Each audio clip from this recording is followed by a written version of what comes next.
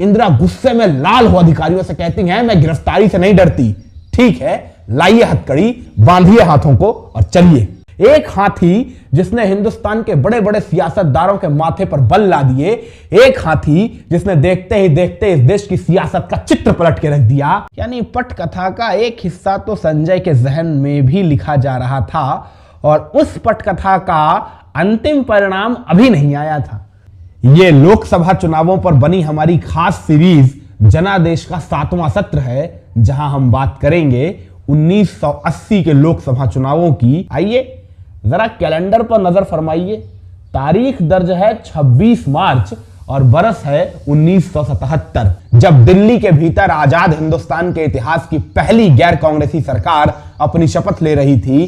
सरकार के तमाम वजीर अपनी शपथ ले रहे थे और इन वजीरों में एक बहुचर्चित नाम शुमार था पंडित अटल बिहारी वाजपेयी, जिन्होंने 26 मार्च 1977 के ही रोज बतौर विदेश मंत्री शपथ ली और शपथ लेने के तत्काल बाद अपनी कार में सवार हो अपने दफ्तर की ओर नहीं, पूर्व प्रधानमंत्री इंदिरा गांधी के आवास का रुख किया। मगर क्यों? इंदिरा के आवास जाने की इतनी भी जल्दी क्या थी?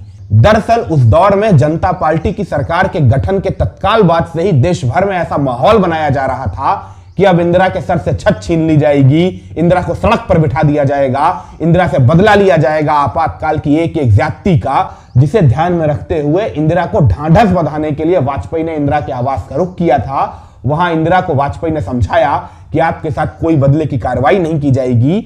वाजपेयी के इन लफ्जों ने इंदिरा को ढांढस जरूर बंधाया, मगर ढांढस अपनी जगह होता है और हकीकत तो अपनी जगह होती है। और हकीकत तो यह थी कि यकीनन जनता पार्टी के भीतर अटल बिहारी वाजपेयी सरीखे लोगों का भी एक तबका था जो इंदिरा के साथ किसी भी तरह की बदले की कार्रवाई से गुरेज करना चाहता था। मगर एक बहुत बड़ा तबका ऐसा भी था जो हर कीमत पर इंदिरा से बदला लेने पर तुला हुआ था और इस तबके के सबसे बड़े नायक थे जनता पार्टी की सरकार में नंबर 2 की हैसियत रखने वाले चौधरी चरण सिंह। और चरण सिंह के पास तो देश के गृह मंत्रालय का जिम्मा भी था, तो तत्काल चरण सिंह ने तमाम केंद्रीय अन्वेषण एजेंसियों को इंदिरा के पीछे लगा दिया।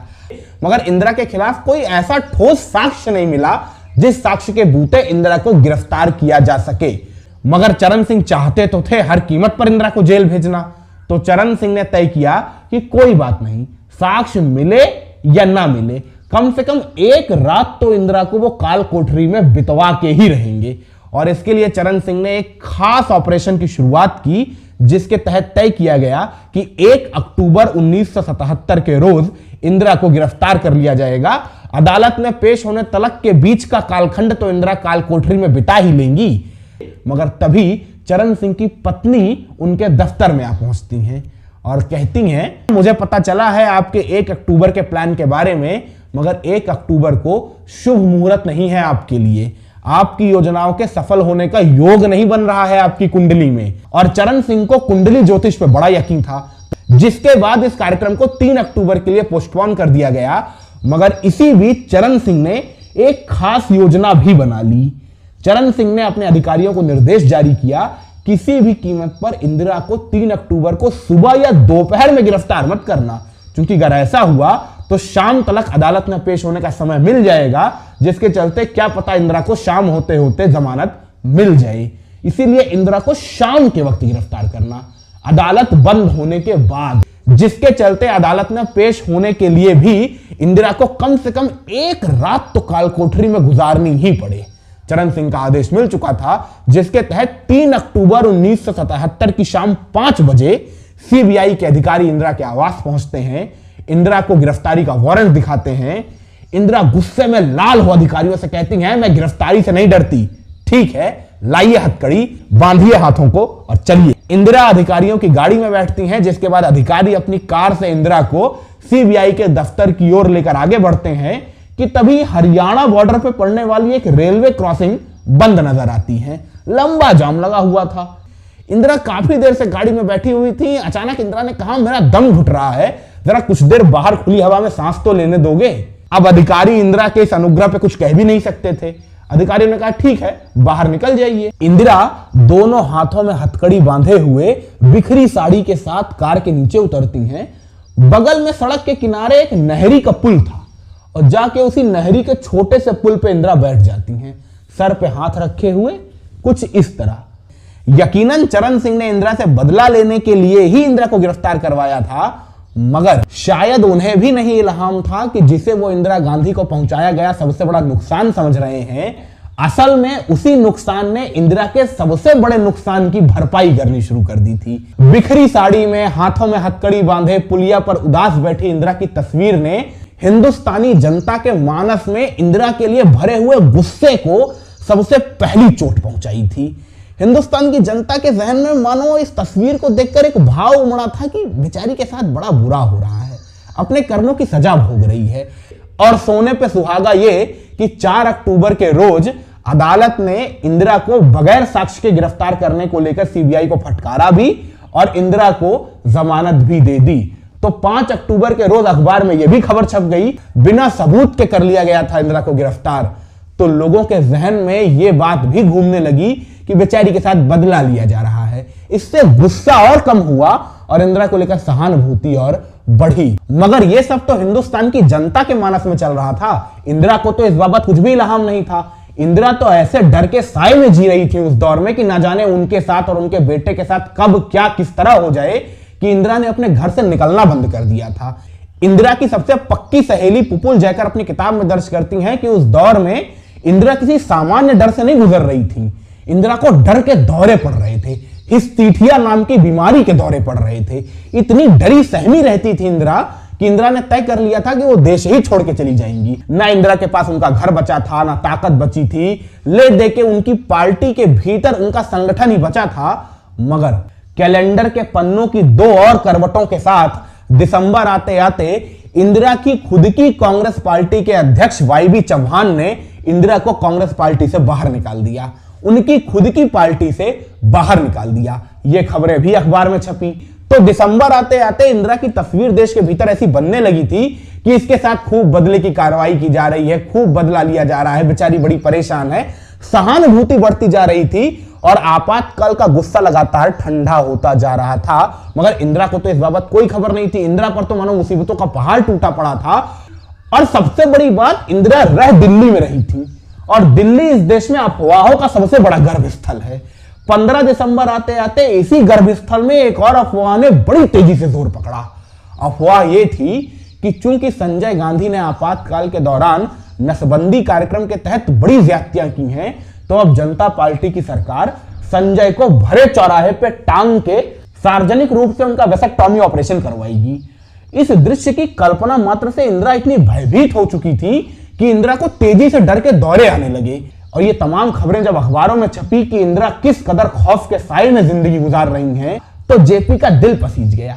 जेपी को अब प्रधानमंत्री इंदिरा गांधी नहीं, अपनी इंदू याद आ गई, वही इंदू जो उनसे प्यार से खतों में बात किया करती थी। जेपी ने तत्काल इंदिरा के आवास का रुख किया, इंदिरा के घर पहुंचे, इंदिरा को ढांढस बंधाया, समझाया कि अभी तुम्हारा राजनीतिक अस्तित्व समाप्त नहीं हुआ है, ऐसे डर डर के मत जियो। इस मुलाकात के बाद इंदिरा के आवास से बाहर निकले जेपी से जब पत्रकारों ने सवाल पूछे, तो जेपी ने एक सुर से तमाम पत्रकारों से कहा, सत्ता पक्ष को यह समझने की भूल कतई नहीं करनी चाहिए कि इंदिरा की राजनीतिक संभावनाएं शून्य हो चुकी हैं। वो लड़ाई लड़ना जानती हैं, अपनी लड़ाई बेहतरी से लड़ सकती हैं। यकीनन जेपी ने उस रोज पत्रकारों से यह कहा तो था कि इंदिरा अपनी लड़ाई लड़ सकती हैं, मगर उनकी बातों का इंदिरा पर इतनी जल्दी असर हो जाएगा ये तो शायद जेपी ने भी ना सोचा होगा। क्योंकि दिसंबर के आखिरी हफ्ते में तो जेपी ने मुलाकात की थी और 1 जनवरी 1978 के रोज इंदिरा ने अपनी नई सियासी पारी का शंखनाद भी कर दिया, जब संजय के साथ मिलकर एक नई पार्टी की स्थापना की। नाम रखा इंदिरा कांग्रेस, यानी इनका। पार्टी की स्थापना होने के तत्काल बाद इंदिरा और संजय दोनों अलग अलग मोर्चों से इस पार्टी को आधार देने में जुट गए। इंदिरा ने अपना समूचा ध्यान दक्षिण भारत के हिस्सों में लगाया था, क्योंकि उत्तर भारत में सुपड़ा साफ होने के बावजूद कांग्रेस ने जो 153 सीटें हासिल की थी, वो इन्हीं आंध्र प्रदेश, तमिलनाडु, कर्नाटक, केरल जैसे सूबों से हासिल की थी। तो इंदिरा भली भांति जानती थी कि कांग्रेस और उनका चेहरा दोनों दक्षिण भारत में आज भी प्रासंगिक हैं। बस जरूरत है लोकप्रियता की धार और तेज करने की, जिसके लिए इंदिरा तत्काल दक्षिण भारत के दौरे करने में जुट जाती हैं। वहीं दूसरी ओर संजय उत्तर भारत के तमाम इलाकों में अपनी नई बनी पार्टी के संगठन को विस्तार देने में लग गए। संजय के लड़कों ने उत्तर भारत की सरजमी पे देखते ही देखते वो सियासी चक्रवात पैदा करके दिखा दिया कि वो संजय जो कल तलक आपातकाल के सबसे बड़े खलनायक नजर आ रहे थे, वो देखते ही देखते कब सत्ता से सवाल करते जनता के सबसे बड़े सवाली बन गए, ये किसी को समझ ही ना आया। अच्छा, ये सब बातें तो विपक्ष की हो रही थी, यानी संजय, इंदिरा, कांग्रेस क्या कर रही थी, कैसे कर रही थी, मगर सत्ता पक्ष भी तो कुछ कर रहा होगा। जनता पार्टी की सरकार के भीतर क्या हो रहा था और ये अपनी सरकार बचाने के लिए क्या कर रहे थे। अब सरकार बचाने के लिए क्या कर रहे थे, क्या नहीं कर रहे थे, वो खुदा जाने, मगर स्पष्ट रूप से पूरा देश इस सरकार को एक ही काम करते देख रहा था, सिर्फ उटव्वल। जनता पार्टी की सरकार के भीतर के हालात कुछ इस कदर ही थे, कौन से मंत्रालय में कौन सा काम चल रहा है किसी को कोई सूचना नहीं है, सब अपना मंत्रालय अपने ढर्रे पे चलाए जा रहे हैं, जिसका जो मर्जी कर रहा है वो काम करता चला जा रहा है। ना एक सूत्रता थी, ना एक रूपता थी, ना एक निर्देशिता थी, बस ऐसे ही समय व्यतीत होता चला जा रहा था, सब अपनी अपनी रोटी सेकने में लगे थे। इसी बीच कैलेंडर में एक तारीख दस्तक देती है जो बेहद महत्वपूर्ण तारीख है, 25 जून 1978। इस दिन हिमाचल प्रदेश की राजधानी शिमला के प्रसिद्ध रिज मैदान में जनता पार्टी के स्वास्थ्य मंत्री राजनारायण ने एक रैली को संबोधित किया था। अब आप सोच रहे होंगे इसमें ऐसी कौन सी बड़ी बात है। बड़ी बात थी, वो बड़ी बात यह थी, माने अगर आप किसी भी जिले के भीतर भी कोई रैली आयोजित करते हैं तो उसके कलेक्टर से अनुमति तो लेते हैं ना, ये तो वैधानिक नियमावली है। मगर राजनारायण तो ठहरे राजनारायण ने सूबे के मुखिया की अनुमति के बगैर रैली आयोजित कर दी। अच्छा, यह भी सवाल आ रहा होगा कि सूबे के मुखिया ने राजनारायण को एक रैली आयोजित ना करने के लिए क्यों कहा। वो इसलिए कहा क्योंकि सूबे के मुखिया शांता कुमार जनसंघी खेमे के थे और राजनारायण समाजवादी खेमे के थे। शांता कुमार ने इस बाबत जनसंघी खेमे के बड़े नेताओं से बात की, जिसके बाद मोरारजी देसाई के अमेरिका से भारत वापस लौटते ही जनसंघी नेताओं ने मोरारजी देसाई से संपर्क साधा, उनको इस बाबत सूचना दी और मोरारजी देसाई के प्रधानमंत्री बनने में जनसंघी नेताओं की एक बड़ी भूमिका थी। तो मोरारजी जनसंघी नेताओं को नाराज नहीं करना चाहते थे, जिसके चलते 28 जून 1978 के रोज राजनारायण को मुख्यमंत्री की अनुमति के बगैर सूबे में रैली करने के आरोप के चलते, या यूं कह लें अनुशासनहीनता के आरोप के चलते, कैबिनेट से बाहर निकाल दिया गया। राजनारायण को यह अपना घोर अपमान लगा। उसी दिन राजनारायण ने तय कर लिया था कि अब वो मोरारजी को प्रधानमंत्री के पद पे नहीं ही बने रहने देंगे। यकीन नहीं होगा आपको इन सियासतदारों की प्रवृत्ति पे, क्या कहूं मैं। जिस राजनारायण ने इंदिरा गांधी के खिलाफ मुकदमा किया था, जिस राजनारायण ने 1977 के लोकसभा चुनाव में इंदिरा को शिकस्त दी थी, जो राजनारायण इंदिरा और संजय के खिलाफ बगावत करने वाले सबसे बड़े प्रतीक पुरुष के तौर पर उभरा था, वही राजनारायण पर्दे के पीछे से एक छोटे से कमरे में संजय गांधी के साथ गोपनीय मुलाकात करने लगा। क्यों? सिर्फ इसलिए कि मोरारजी को प्रधानमंत्री के पद से किस तरह हटाया जाए और किस तरह चौधरी साहब को प्रधानमंत्री के पद पर बिठाया जाए। अब जब प्लानिंग इतनी शानदार होगी तो उसके नतीजे तो शानदार होंगे ही। थोड़ा देर सही मगर नतीजे आए, और क्या दुरुस्त आए। तारीख आती है 25 जुलाई 1979, जब इस घोर सिर फुटौल से तंग आकर मोरारजी देसाई ने सदन के भीतर अपना इस्तीफा सौंप दिया। मोरारजी की सरकार गिर चुकी थी। सवालिया निशान लगा, अगली सरकार कौन बनाएगा, किस कदर बनाएगा, और जवाब चौधरी साहब और राजनारायण लेके आए। जवाब ऐसा कि देश सन्न रह गया। राजनारायण और चौधरी साहब ने यह प्रस्ताव दिया कि उनकी पार्टी, कुछ लेफ्ट पार्टियां और कांग्रेस पार्टी, यानी वही कांग्रेस पार्टी जिसके खिलाफ जनता ने उन्हें वोट दिया था, उसी कांग्रेस पार्टी के साथ मिलकर वो सरकार बना लें। और उन्होंने किया भी ऐसा ही।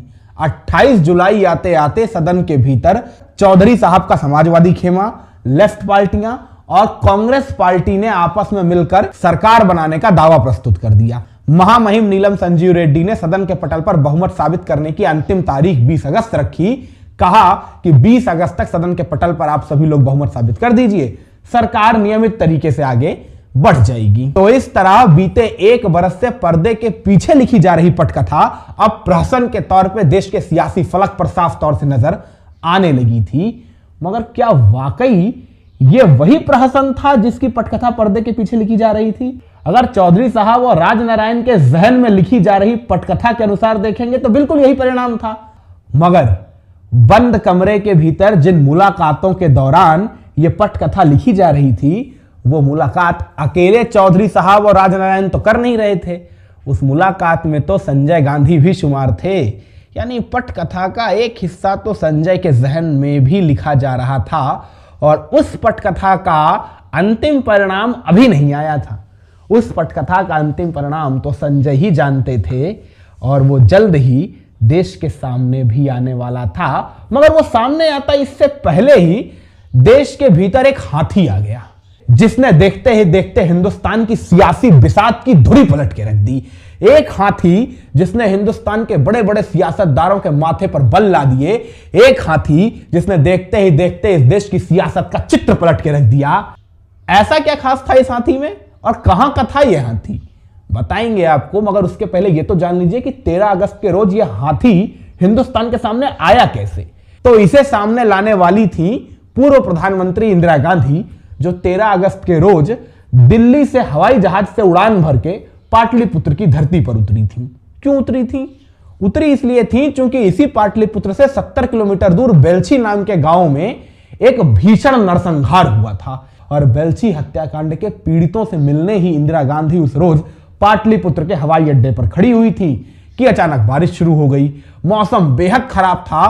पटना के नेताओं ने इंदिरा को समझाया, मैडम मौसम बहुत खराब है, हम बेलछी पहुंच ही नहीं सकते हैं, वो इतना सुदूर गांव है, इतने खराब मौसम में हम बेलछी नहीं पहुंच पाएंगे, आप वापस दिल्ली लौट जाइए। मगर इंदिरा ने साफ किया वो हर कीमत पर आज बेलछी जाएंगी ही जाएंगी। कार से इंदिरा बेलछी की ओर रवाना हुई। सड़कें टूटी पड़ी थी, बरसात का मौसम था तो कहीं कहीं सड़कें ही बह गई थी। मिट्टी में फिसलते हुए टायरों के सहारे धीरे धीरे धीरे धीरे गाड़ी आगे बढ़ती चली जा रही थी। मगर इंदिरा पूरे धैर्य के साथ बैठी हुई थी। मगर जल्द ही इंदिरा के सब्र का बांध टूटा हो या ना टूटा हो, मगर गाड़ी का अगला हिस्सा जरूर टूट गया, एक टूटी हुई सड़क पर अचानक झटका खा जाने की वजह से, जिसके बाद गाड़ी ने आगे बढ़ने से इंकार कर दिया। सड़कों पर इतना भयंकर कीचड़ था कि किसी और साधन से आगे बढ़ा ही नहीं जा सकता था, जिसके बाद अन्य साधनों की तलाश शुरू हुई। तो सभी के जहन में इस समस्या का बस एक ही समाधान नजर आया। क्या? हाथी। इंदिरा हाथी पर बैठ के अगर बेलछी जा सकती हैं तभी बेलछी पहुंचा जा सकता है। जिसके बाद हाथी मंगाया गया। हाथी तो बगल के गांव का था, तो महावत कोई डोला ओला तो रखा नहीं था हाथी के ऊपर। तो सभी नेताओं ने तपाक से इंदिरा की ओर देखा और बोले, मैडम इसके ऊपर तो डोला भी नहीं है, बैठेंगी कैसे? इंदिरा ने कहा, कोई बात नहीं, सीधा हाथी की पीठ पे बैठ जाऊंगी। हाथी की पीठ पे चद्दर बिछाया गया। इंदिरा गांधी और उनके साथ उनकी अभिन्न मित्र प्रतिभा देवी सिंह पाटिल दोनों हाथी की पीठ पे सवार हुई। ये वही प्रतिभा देवी सिंह पाटिल है जो बाद में देश की महामहिम भी बनी थी। प्रतिभा देवी सिंह पाटिल और इंदिरा गांधी हाथी की नंगी पीठ पे बैठ के बगैर डोले के आहिस्ता आहिस्ता बेलछी की ओर रवाना हुई। आप वो तस्वीर आज भी ध्यान से देखेंगे तो आपको नजर आएगा कि प्रतिभा कितनी डरी हुई थी और डर के मारे इंदिरा की साड़ी पकड़ के बैठी हुई हैं। मगर इंदिरा के जहन में बस बेलछी जाने की धुन थी। दोपहर पार होते होते आखिरकार हाथी पर बैठकर इंदिरा बेलछी पहुंच ही गई। वहां मौजूद दलितों ने इंदिरा को देखा तो हाथों हाथ ले लिया। माने इंसान भावुक हो जाता है ना कि इतनी बड़ी नेता हमसे मिलने आई है इतनी दूर से इतने खराब मौसम में। और जब अगले रोज इंदिरा और बेलछी हत्याकांड पीड़ितों की उस तस्वीर ने अखबारों के मुख्य पृष्ठ पर अपनी जगह बनाई तो समूचे भारतवर्ष के लोक के भीतर इसका कैसा प्रभाव पड़ा यह आपको हम नहीं लोक नायक ही बता सकते हैं, यानी जयप्रकाश नारायण ही बता सकते हैं, जिन्होंने अगले रोज इंदिरा के इस बेलछी हत्याकांड के पीड़ितों से मिलने के वाकये को लेकर एक बयान जारी किया। कहा कि निश्चित रूप से इंदिरा का यह बेलछी आना इंदिरा के सियासी सूर्योदय के संकेत हैं, इंदिरा के पुनरुत्थान के संकेत हैं। और यह बयान जेपी के दिल में इंदिरा के लिए पैदा हुई सहानुभूति की वजह से नहीं आया था, जेपी की गूढ़ सियासी समझ की वजह से आया था। जेपी जानते थे बेलछी के इस भीषण नरसंहार के बाद समूचे उत्तर भारत में दलित सेंटिमेंट तेजी से सक्रिय हुआ है और इंदिरा के इस बेलछी भ्रमण से समूचे उत्तर भारत के दलित विमर्श में इंदिरा अचानक से एक बड़े सितारे के तौर पर जगह बना लेंगी। और उत्तर भारत में अगर आपको सियासी सफलता दर्ज करनी है तो उसके लिए दलित वोट बैंक में सेंध सबसे जरूरी है।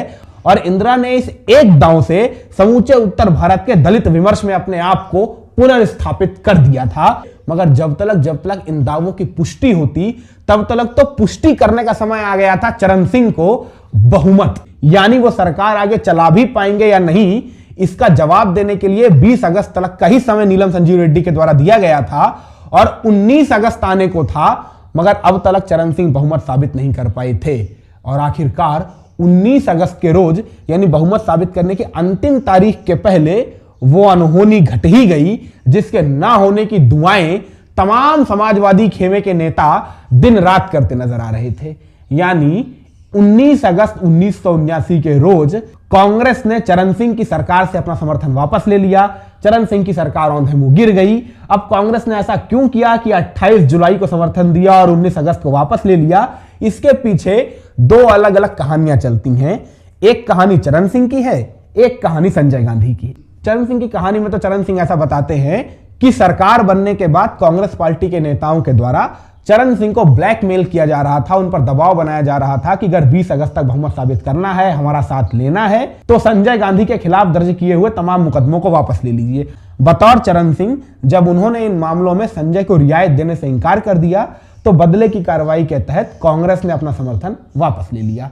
मगर दूसरी ओर एक और कहानी चलती है इस देश के वरिष्ठ पत्रकारों के द्वारा, जिन पत्रकारों के मुताबिक असल में यह संजय गांधी का एक मास्टर स्ट्रोक था, जिसके तहत उन्होंने पहले चरण सिंह की महत्वाकांक्षा को हवा दी कि हम आपको समर्थन दे देंगे, फिर समर्थन दे भी दिया और फिर बहुमत साबित करने के ठीक एक दिन पहले समर्थन वापस खींच लिया। ऐसा क्यों करना चाहते थे संजय? वो इसलिए क्योंकि संजय चाहते थे कि विपक्ष के तमाम नेताओं की नैतिकता जनता के मानस के भीतर समाप्त हो जाए। जनता के मानस के भीतर ये नेता अयोग्य, अकुशल, लालची नेता के तौर पे जाने जाएं। चौधरी चरण सिंह का देश के किसानों के भीतर एक बड़ा रकबा था, वही किसान जिन्होंने सबसे ज्यादा नाराज होकर 77 में कांग्रेस के खिलाफ वोट दिया था। ऐसे में संजय चाहते थे कि चौधरी चरण सिंह की छवि पे दाग लगे, इसीलिए संजय ने 28 जुलाई को चौधरी साहब को समर्थन दिया और 19 अगस्त को वापस ले लिया, जिससे जनता के बीच ऐसा संदेश चला जाए कि चौधरी साहब प्रधानमंत्री के पद को लेकर इतने लालायित थे कि देखिए उसी कांग्रेस से समर्थन ले लिया जिसके खिलाफ लड़ाई लड़कर चुनाव जीतकर सदन के भीतर गए थे। तो अब तारीख आ चुकी थी 19 अगस्त 1979। मोरारजी देसाई की सरकार गिर चुकी थी, चरण सिंह प्रधानमंत्री बन चुके थे, चरण सिंह की सरकार भी गिर चुकी थी। तो अब सवाल निशान था कि अगली सरकार कोई बना भी सकता है या नहीं। जनता पार्टी के भीतर तो इतने कुनबे हो चुके थे, इतने घटक हो चुके थे, इतनी टूटन हो चुकी थी, इतनी दरारें पड़ चुकी थी कि उसका तो एक पार्टी के तौर पे नजर आना भी अब बड़ा मुश्किल हो चला था। ऐसे में जनता पार्टी का कोई नेता प्रधानमंत्री बन भी सकता है, इसको लेकर तो किसी के जहन में कोई सवाल नहीं था। हाँ, बार बार एक बत्ती सभी के दिमाग में जल रही थी, नाम था बाबू जगजीवन राम, जो पहले 75 में भी प्रधानमंत्री बनने का सपना पाल के बैठे थे, मगर सिद्धार्थ शंकर रे की उस सलाह ने उनका सपना तोड़ दिया। फिर जब 77 के चुनाव के बाद प्रधानमंत्री चुनने की बारी आई तब भी वो रेस में थे, मगर जयप्रकाश नारायण और जनसंघ ने उनके सपनों पर पानी फेर दिया। और अब चौधरी चरण सिंह के बाद तिवारा एक दफा उनका नाम उछला तो संजय गांधी और उनके पूरे परिवार की नींदें उड़ गई, क्योंकि गांधी परिवार यह भली भांति जानता था कि अगर बाबू जगजीवन राम देश के प्रधानमंत्री बन गए तो एक तरफा दलित और ओबीसी वोट बैंक जनता पार्टी के खेमे में चला जाएगा और जनता पार्टी को फिर सत्ता से उखाड़ पाना बड़ा मुश्किल हो जाएगा। तो ऐसे में इंदिरा के सर पर मंडरा रहे संकट के इन बादलों का निवारण कौन करेगा? करेगा नहीं, करेगी। अब सब कुछ इंदिरा का बेटा ही थोड़ी करेगा, कुछ फर्ज तो इंदिरा के लिए इंदिरा की बहू का भी था। नाम था मनेका गांधी। कई बड़े पत्रकारों की रिपोर्ट में ऐसे दावे सामने आते हैं कि मनेका गांधी उन दिनों सूर्या नाम की एक पत्रिका की मालकिन हुआ करती थी और एक रोज इसी पत्रिका में एक बेहद आपत्तिजनक तस्वीर छपती है। एक तस्वीर क्या, तस्वीरों का समूचा संग्रह छपता है, घोर आपत्तिजनक। तस्वीरें किसकी थी? तस्वीरें बाबू जगजीवन राम के बेटे की थी, जो दिल्ली विश्वविद्यालय की एक छात्रा, संभवतः उसका नाम सुषमा था। तो सुषमा और बाबू जगजीवन राम के बेटे सुरेश राम की घोर आपत्तिजनक हालातों में खींची गई तस्वीरें सूर्या पत्रिका में छपती हैं। उन दिनों देश का माहौल अलग हुआ करता था। ऐसी तस्वीरें किसी भी नेता की जिंदगी भर की साख पे बट्टा लगा दिया करती थी। ऐसे में देश के भावी प्रधानमंत्री के बेटे की ऐसी करतूतें हो सकती हैं, ये तो कोई सपने में भी नहीं सोच सकता था। निश्चित रूप से बाबू जगजीवन राम के बेटे की इन तस्वीरों ने बाबू जगजीवन राम के जहन में जलते हुए उम्मीदों के दियों को पल भर में बुझा दिया। कोई भी बाबू जगजीवन राम के नाम पे समर्थन देने को तैयार ही नहीं था। बाबू जगजीवन राम अपने बेटे की ऐसी तस्वीरों के चलते तीसरी दफा भी प्रधानमंत्री की रेस से स्वतः ही बाहर हो गए और अब जनता पार्टी के पास कोई भी विकल्प नहीं था सिवाय एक कि देश दोबारा मध्यावधि चुनावों की दहलीज पर जा पहुंचे। अब सोच कर देखिए, जहां से हमारी आज की दास्तान शुरू हुई थी और जहां तक जा पहुंची है, इस दौरान दिल्ली दरबार के भीतर ही इतनी उठापटक मची थी कि आम जनता तक जनता पार्टी के काम काज का कोई ब्यौरा पहुंच ही नहीं पाया। ऐसे में संजय गांधी और उनके संगठन के नेताओं को यह अवसर मिला जनता के बीच यह नैरेटिव गढ़ने का कि देखिए, एक स्थायी सरकार होती है, एक मजबूत नेता की सरकार होती है तो सरकार कुछ फैसले तो ले पाती है, थोड़ा बहुत ही सही काम तो कर पाती है। ऐसे तमाम नेताओं के जमघट को सरकार की कुंजी सौंप देंगे तो ये ऐसे ही आपस में लड़ते मरते रहेंगे। जनता के जहन में उदाहरण सामने था। बीते 3 बरस में जनता को कोई कामकाज समझ में नहीं आ रहा था। ऐसे में देखते ही देखते दोबारा इंदिरा के समर्थन की बयार बहने लगी, मगर अभी ये बयार जरा रूखी थी, गर्म थी। इस बयार में अभी वो पानी की नमी, वो तासीर की ठंडक नहीं थी जो दुर्बा के झोंके में होती है। तो इस रूखी हवा को दुर्बा का झोंका बनाने के लिए किस चीज की जरूरत थी? बस पानी के एक झापस की। और संजय और इंदिरा की तकदीर में वो झापस बन के आई प्याज। प्याज जिसकी कीमतों में चुनाव के ऐन पहले ऐतिहासिक उछाल आया। इतनी महंगी प्याज हिंदुस्तान की जनता ने तब के पहले कभी खरीदी ही नहीं थी। बस तत्काल मौके की नजाकत भांप संजय और इंदिरा ने प्याज के इस मुद्दे को एक बड़ा चुनावी मुद्दा बना दिया। हर रैली में प्याज की चर्चा करने लगे, अपने साथ प्याज लेकर जाने लगे कि देखिए हम आएंगे तो प्याज सस्ती होगी। मतलब प्याज की महंगाई को देश की महंगाई और गरीबों पर मार से इस कदर जोड़कर नैरेटिव गढ़ा कि देखते ही देखते जनता पार्टी के लिए बची खुची उम्मीदों के द्वार भी बंद होने लगे। आखिरकार नई तारीख आती है 7 जनवरी 1980। 1980 के लोकसभा चुनाव के नतीजे सामने आते हैं तो 353 सीटों का प्रचंडतम बहुमत हासिल कर पूरी धमक के साथ इंदिरा की दोबारा दिल्ली दरबार में वापसी हो चुकी थी। और यह सब कुछ मुमकिन हुआ था इंदिरा के चेहरे और संजय के संगठन के बूते। तो यह थी हमारी आज की कहानी, 1980 के लोकसभा चुनावों की दास्तान। फिर मिलेंगे किसी नए चुनाव की किसी नई दास्तान के साथ। मगर तब तक वादा करिए कि खुश रहेंगे और हमेशा मुस्कुराते रहेंगे।